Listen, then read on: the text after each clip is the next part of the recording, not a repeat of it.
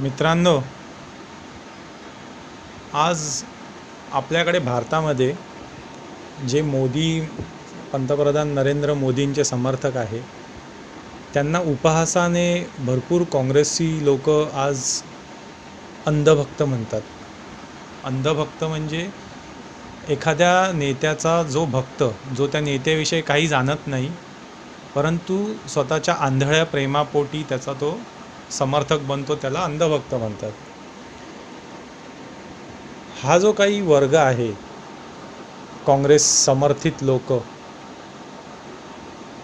अनेक दशकांपासून भारतामध्ये काँग्रेसचं राज्य होतं. 1947च्या आधीही त्यांचा खूप मोठा प्रभाव भारतातल्या लोकांवर होता आणि आजसुद्धा आहे. हे नकारण्यामध्ये काही चुकीचं नाही आहे.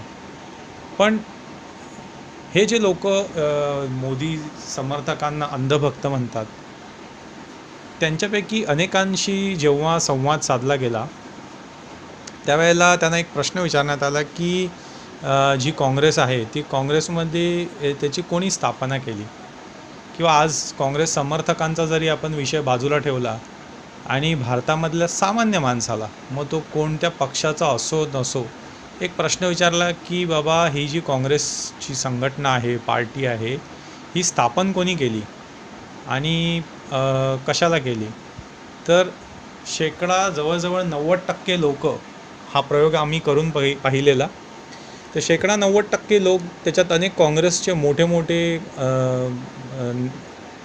नेते किंवा एखाद्या प्रभागाचा कुठला अध्यक्ष असेल, अशा प्रकारचे लोक होते. त्यांनी प्रश्नाचं उत्तर दिलं की काँग्रेसची स्थापना गांधींनी केली, काहींनी म्हटलं काँग्रेसची स्थापना लोकमान्य टिळकांनी केली. पण आपल्याला ही माहिती आहे का की काँग्रेसची स्थापना कोणी केली? काँग्रेसची स्थापना करण्यामध्ये एक इंग्रज माणसाने काँग्रेसची स्थापना केली. का केली ते बघू आपण. त्या माणसाचं नाव होतं ॲलन ऑक्टावियो ह्यूम. त्याला A.O. ह्यूम या नावाने लोक ओळखतात. आता हा A.O. ह्यूम कोण होता? ॲलन ऑक्टावियो ह्यूम कोण होता? भरपूर लोक आज असं मानतात की काँग्रेसची स्थापना ही भारताला ब्रिटिशांच्या शासनातून मुक्त करण्यासाठी, स्वतंत्र करण्यासाठी काँग्रेसची स्थापना झाली. मग इथे विचार करण्यासारखी गोष्ट आहे की एक इंग्रजांची सत्ता भारतातून संपवण्यासाठी एक संस्था का निर्माण करेल, हा एक प्रश्न लोकांनी स्वतःला विचारला पाहिजे. आता हा A.O. ह्यूम होता कोण, ह्याच्याकडे जरा आपण एक दृष्टी टाकूया. आपल्याला माहिती आहे 1857चं जे युद्ध झालं, ते युद्ध उत्तरेमध्ये खूप मोठ्या प्रमाणावर पसरलं होतं. आणि जर त्यावेळेला ठरलेल्या वेळेप्रमाणे, म्हणजे नानासाहेब पेशवे, तात्या टोपे, रावसाहेब पेशवे यांनी ज्या प्रकारची योजना आखली होती, त्या योजनेप्रमाणे 9 मे 1857ला तो उठाव एकाच वेळी संपूर्ण भारतामध्ये होणार होता. परंतु काही अतिउत्साही लोकांमुळे हा उठाव जो होता, हा त्या वेळेच्या फार आधी पेटून उठला आणि त्याच्यामुळे इंग्रज लोक जागरूक, म्हणजे त्यांना संधी मिळाली की काय कट शिजतोय, आणि त्याच्यातून त्यांचा पुढे ते लोक जिंकू शकले, विजयी होऊ शकले. अर्थात युद्धामध्ये कोणाचं पारडं कधी कोणाचं जड होईल हे सांगणं फार कठीण असतं. असो, तर ह्या 1857च्या युद्धामध्ये उत्तर भारतामध्ये जे युद्ध भयंकर पेटलं होतं, त्या उत्तर भारतामध्ये इटावा नावाची एक जागा होती आणि आजही आहे. ही इटावा जी आहे ही उत्तर प्रदेशामध्ये आहे आजच्या. तर त्या इटावाचा हा ह्यूम हा कलेक्टर होता आणि उपजिल्हाधिकारी होता मेजर डॅनियल. तर त्यावेळेला तिथे एक हनुमानाचं मंदिर होतं. ह्यूमला बातमी मिळाली की उठाव झालेला आहे आणि हनुमानाच्या मंदिरामध्ये अनेक लढाईमध्ये जखमी झालेले स्वातंत्र्य सैनिक त्या हनुमानाच्या मंदिरामध्ये आलेले आहेत आणि लोक त्यांच्यावर उपचार करतात. ही बातमी मिळाल्यावरती ह्यूमनी आपले सैनिक एकत्र केले इंग्रजांचे. त्याच्यात अनेक काळे लोकसुद्धा होते. काळे म्हणजे भारतातल्या लोकांना इंग्रज लोक काळे सैनिक म्हणत असत, नेटिव्ह असा शब्द वापरायचे. तर त्यांना घेऊन उपजिल्हाधिकारी जो त्यांचा डॅनियल होता, त्याला घेऊन हा ह्यूम त्या देवळाच्या पाशी गेला आणि तिकडे त्या सैनिकांवरती त्यांनी स्वतःच्या पोलिसांना आदेश दिला गोळीबाराचा. परंतु तो गोळीबाराचा आदेश दिल्यानंतर त्यातला एकच सैनिक काय तो पुढे सरकला आणि त्याच्यावरती आणि ह्यूमच्या दिशेला जे स्वातंत्र्य सैनिक होते त्यांनी इतक्या प्रचंड गोळीबार केला की ह्यूमला तिथून पळावं लागलं. त्यांचा जो जिल्हाधिकारी उपजिल्हाधिकारी होता डॅनियल, तोही त्या गोळीबारात सापडून ठार झाला. इंग्रजांचे अनेक लोक ठार झाले. शेवटी ह्यूमला एका त्याच्या निष्ठावंत काळ्या माणसाकडून, म्हणजे भारतातले जे गद्दार होते ज्यांनी ब्रिटिशांना सहाय्य केलं होतं, अशा एका माणसाने त्याला म्हशींच्या गाईच्या तबेल्यामध्ये लपवून ठेवलं आणि अनेक दिवस तिथे राहिल्यानंतर त्यांनी त्याला पूर्ण काळा रंगवला आणि एका मुसलमान बाईचा बुरखा घालतात मुसलमान बायका, तसा बुरखा घालून त्याला पळवून लावलं तिथनं आणि यशस्वीपणे तो इंग्रजांच्या छावणीवर जाऊन पोचला. पुढे याच ह्यूमनी ब्रिटिशांचं सैन्य एकत्र करण्यामध्ये खूप मोठी भूमिका घेतली आणि ब्रिटिशांचं सैन्य त्यांनी एकत्र केलं आणि एकत्र करून इंग्रजांविरुद्धचा जो उठाव होता त्या उठावामध्ये त्याच्या विरुद्ध लढण्यासाठी हे सैन्य उपयोगाला आणलं आणि तो उठाव बऱ्यापैकी त्यांनी नंतर दाबून काढला. तर ते उठाव जो मोडून काढण्यामध्ये जे इंग्रजांचे महत्त्वपूर्ण लोक होते, सेनापती होते, त्याच्यात हा ह्यूमसुद्धा एक होता. आता लोकांनी हा सर्व जो इतिहास आहे हा शाळेमध्ये सांगितला पाहिजे, मुलांना माहिती पाहिजे. जर हा इतिहास आजपर्यंत शाळेत दिला जात नाही, का नाही दिला जात? कारण जर हे सांगितलं गेलं तर मुलं प्रश्न विचारतील मोठी झाल्यावरती की जो इंग्रजांची सत्ता भारतात अबाधित राहावी म्हणून जेव्हा इंग्रज मार खात होते तेव्हा सैन्य एकत्र करतो आणि त्या सैन्याचं सहाय्य करून ब्रिटिशांविरुद्धचा उठाव मोडून काढतो, तोच माणूस पुढे जाऊन एक अशी पार्टी का स्थापन करेल जी ब्रिटिशांना हाकलून लावण्यासाठी भारतात जन्माला आली? का करेल तो? हा विचार प्रत्येक माणसाने स्वतःला हा प्रश्न, मला वाटतं की जे काँग्रेसी लोक होते ज्यांच्याशी लोकांनी संवाद साधला त्यांनासुद्धा हा प्रकार माहिती नव्हता. त्यांनी तर नावसुद्धा ऐकलं नव्हतं. मोठ्या मोठ्या काँग्रेसच्या कार्यकर्त्यांनी, नेते म्हणू शकतो मी, की त्यांनी नावसुद्धा ऐकलं नव्हतं की ए ओ ह्यूम कोण आहे. तर खरं बघितलं तर अंधभक्ती ह्याला म्हणतात की त्यांना ज्या संस्थेचे ते लोक पाईक आहेत, ज्या संस्थेचे ते लोक भक्त आहेत, ती संस्था कोणी स्थापन केली, तो कोण होता, त्याचा हेतू काय होता हे पण नाही माहिती. मग सगळ्यात मोठे अंधभक्त तर हेच लोक म्हटले पाहिजे. आता हा जो ए ओ ह्यूम होता, हा ए ओ ह्यूमचा पुढचा जर आपण इतिहास पाहिला तर हा ए ओ ह्यूम इंग्रजांची जी प्रशासकीय सेवा होती, ICS म्हणायचे, इंडियन सिव्हिल सर्व्हिस, त्या इंडियन सिव्हिल सर्व्हिसमधला हा मनुष्य एक अधिकारी होता. म्हणजे आज जो IAS असतो तशा प्रकारचा. आणि ह्यांनी खूप चांगलं इंग्रजांचं एकनिष्ठपणे काम केलेलं होतं. 1857चा जो उठाव आहे तो मोडून काढण्यामध्ये ह्यूमची फार महत्त्वाची भूमिका होती. आणि त्यावेळेला तसंच तो कानपूरला सुद्धा त्यांनी जो उठाव होता तो मोडून काढण्यामध्ये ह्यूमने खूप लोकांना म्हणजे इंग्रजांचे जे एकनिष्ठ राव बहादूर होते त्यांना संघटित करून त्यांची निष्ठा जागृत ठेवण्याचं खूप महत्त्वाचं काम केलं होतं. काही ठिकाणी इंग्रजांनी असं लिहून ठेवलेलं आहे की हा जो ह्यूम होता त्या ह्यूममुळे आणि त्याच्यावरती असलेल्या निष्ठेमुळेच त्यांच्याबरोबर काही नेटिव्ह सैनिक लढत होते आणि नेटिव्ह म्हणजे भारतातल्या काही गद्दार लोकांनी जे मदत केली इंग्रजांना ती ह्यूमवरच्या निष्ठेमुळे केली. एवढा महत्त्वाची भूमिका ह्या ह्यूमची होती.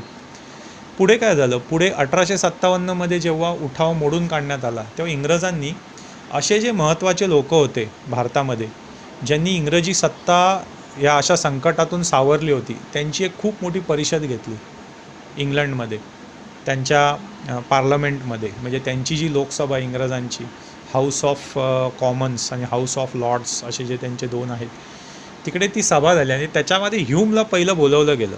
आता आपण बघू, आता आपल्या लक्षात येईल की ती का त्यांनी स्थापन केली. तर ह्यूमला सगळा वृत्तांत विचारला की नेमकं काय घडलं होतं. तेव्हा ह्यूमने सांगितलं सगळं की इंग्रजांचे जे कायदे होते आणि इंग्रजांचं जे राज्य हे किती भयानक लोकांवरती अत्याचारी होतं की आपल्याला कदाचित कल्पना नसेल. हा आता आपल्या हा विषय नाही आहे, परंतु आत्ता या विषयाला धरून आहे हा की इंग्रजांच्या राज्यामध्ये भारतामध्ये ब्रिटिशांचं राज्य येण्याच्या आधी जो काय त्या कालखंडामध्ये जी निर्यात व्हायची सामानाची, त्या जगाच्या निर्यातीमध्ये भारताची जी निर्यात होती ती जवळपास 25 ते 33% होती, जी आज मला वाटतं फुगवून सांगितली तर 2 ते 4% असेल. 33% निर्यात एकट्या भारताची होती त्या काळच्या सगळ्या जागतिक व्यापारामध्ये. तर तर ती जी निर्यात होती त्याचं कारण की भारतामधले जे लघुउद्योग होते ते लघुउद्योग कुशल कारागीर होते ज्यांच्यावर अवलंबून होते. तर ह्या सगळ्या कारागिरांचे हात तोडण्याचं काम इंग्रजांनी केलं होतं आणि त्यांना भिकेला लावलं होतं, ज्याच्यामुळे सर्व अर्थव्यवस्था कोसळली. लोकांना बळजबरीने ख्रिश्चन बनवलं जात होतं. सैनिकांमध्ये गाय आणि डुकराचं चरबी लावलेली काडतुसं देऊन त्या लोकांनाही, जे मुसलमान सैनिक होते त्यांना ख्रिश्चन बनवण्यामध्ये आणि जे हिंदू सैनिक होते त्यांना ख्रिश्चन बनवण्यात खूप महत्त्वाची भूमिका होती ह्या काडतुसांची. हे तर आपल्या सगळ्यांना माहितीच असेल.